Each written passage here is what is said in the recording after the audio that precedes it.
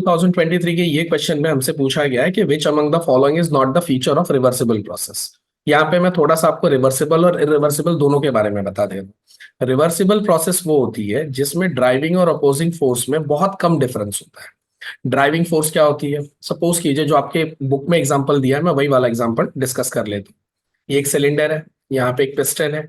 आप यहाँ से इस पिस्टन को नीचे की तरफ पुश कर रहे हो, तो जो फोर्स आप ऊपर से अप्लाई कर रहे हो वो फोर्स हो गई आपकी ड्राइविंग फोर्स, उसको मैं डीएफ लिख देता हूँ। और जब आप इसको नीचे पुश कर रहे रहोगे तो अंदर जो गैस फिल की हुई है वो गैस ऊपर की तरफ एक फोर्स लगाएगी, वही हो गया इसका अपोजिंग फोर्स। तो इस तरह से पहले तो ये दो वर्ड आपको समझ गए होंगे कि ड्राइविंग फोर्स क्या है और अपोजिंग फोर्स क्या है। अब रिवर्सिबल होने के लिए इन दोनों फोर्सेस में डिफरेंसेस बहुत कम होने चाहिए। मान लीजिए कि मैंने ड्राइविंग फोर्स लगाया 4 न्यूटन का, तो अपोजिंग फोर्स होना चाहिए 3.9 न्यूटन के लगभग। एक रफ नंबर में ले रहा हूं सिर्फ समझाने के लिए। अब अगर आप देखोगे तो 4 न्यूटन और 3.9 न्यूटन ड्राइविंग और अपोजिंग फोर्स में जो डिफरेंस है वो बहुत कम है। अगर ये डिफरेंस बहुत कम है तो पिस्टन अगर 4 न्यूटन की वजह से थोड़ा नीचे आ भी गया तो सिर्फ 0.1 न्यूटन अगर वापस से दे दिया जाए तो ये वापस से पिस्टन ऊपर भी जा सकता है। मतलब पूरी प्रोसेस को आप रिवर्स कर सकते हो। जो पिस्टन नीचे आया था 0.1 न्यूटन दिया जाए अगर फ्यूचर में उसको कभी भी, तो वही पिस्टन ऊपर भी चला जाएगा। इन शॉर्ट प्रोसेस रिवर्स हो जाएगी। तो रिवर्स होने के लिए ड्राइविंग फोर्स और अपोजिंग फोर्स में डिफरेंस क्या होना चाहिए? Difference between driving force and opposing force must B, आपकी टेक्स्ट बुक में एक लाइन लिखी जाती है इनफाइनाइटेसिमली। इसका सिंपल सा बस मतलब होता है very very small. Infinitesimally small. So the difference between driving and opposing force must be infinitesimally small. बहुत कम डिफरेंस होना चाहिए, तभी प्रोसेस रिवर्स हो पाएगी। और वो आपने सामने भी देखा कि रिवर्स होने के लिए तो यही कंडीशन ठीक है। Now what is the irreversible process? Irreversible process के लिए द कंडीशन इज कि the same difference has to be very large. अब इसको भी अगर आप लॉजिकली समझो तो ये आपको बहुत आसानी से समझ में आ जाएगा कि the difference between driving and opposing force must B large. Why it must be large? Same example लेता हूं मैं। सिलेंडर लिया आपने, पिस्टन लगा दिया, ऊपर से आपने 4 न्यूटन का फोर्स लगा दिया। अब ये है आपकी driving force which is of 4 Newton.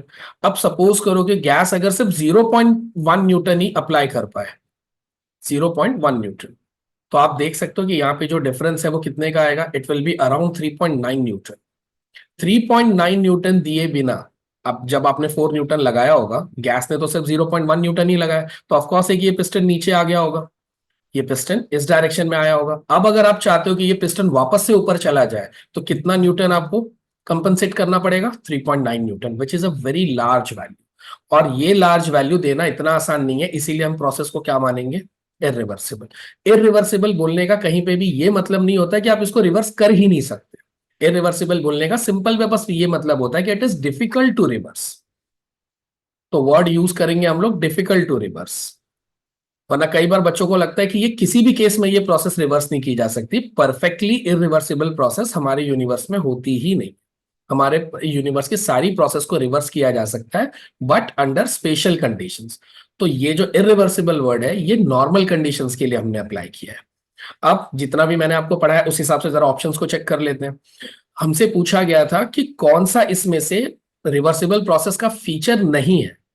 पहला ही पॉइंट अगर आप पढ़ोगे, driving and opposing forces differ by a large amount, तो लार्ज अमाउंट में अगर ये डिफर करने लगे तो प्रोसेस तो इरिवर्सिबल हो जाएगी। हमसे तो रिवर्सिबल के फीचर पूछे गए थे, तो definitely A option is not a feature of reversible process as it is a feature of irreversible process.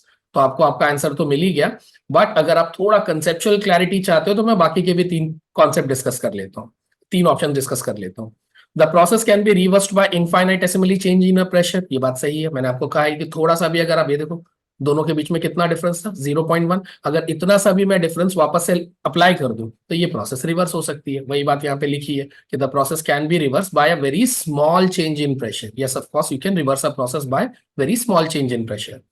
A reversible process proceeds very slowly। ये बहुत इंपॉर्टेंट लाइन है। ये फीचर तो है ही रिवर्सिबल प्रोसेस का, पर ये बहुत इंपॉर्टेंट लाइन है ना। Why I am saying it is a very important line. Suppose करो आप लैब में खड़े हो और मैं आपसे अगर पूछ दूं कि आप मुझे कोई भी प्रोसेस रिवर्सिबली करके दिखाओ, तो हमने थियोरेटिकली तो सुन लिया कि there is something called as reversible process, पर लैब में किसी प्रोसेस को आप प्रैक्टिकली कैसे रिवर्स करके दिखाओगे? क्या आप सच में रिएक्टेंट टू प्रोडक्ट और प्रोडक्ट टू रिएक्टेंट आने का वेट करोगे? तो आंसर है नहीं। अगर लैब में कोई भी प्रोसेस आपसे रिवर्सिबली करने को कहा जाए, for example if I ask you to heat a test tube reversibly, अभी कितना ऑकवर्ड क्वेश्चन है, सुन के लगेगा कि अब हीट करना आता है हमको, रिवर्सिबली हीट करना क्या होता है, हाउ टू हीट रिवर्सिबली। तो उसका ट्रिक है कि आप किसी भी चीज को जितना हो सके उतना स्लो करो, तो वो प्रोसेस रिवर्सिबल कंडीशन में ही चली जाएगी।